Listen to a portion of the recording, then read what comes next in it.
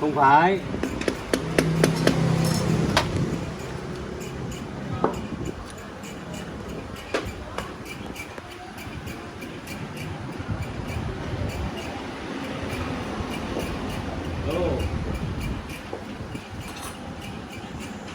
Chưa.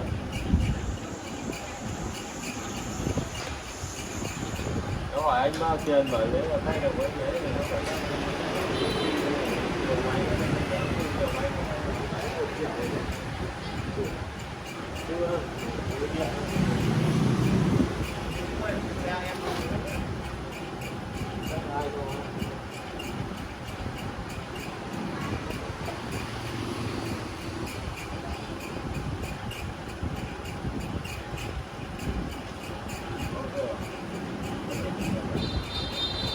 đúng giàu đó, vẫn có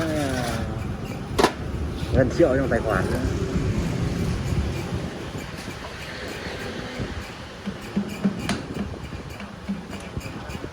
Cầm này mình đọc.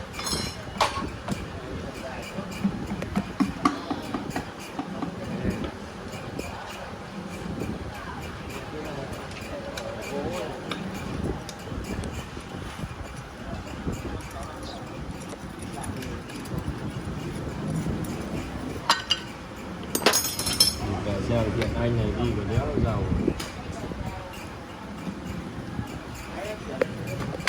Được rồi.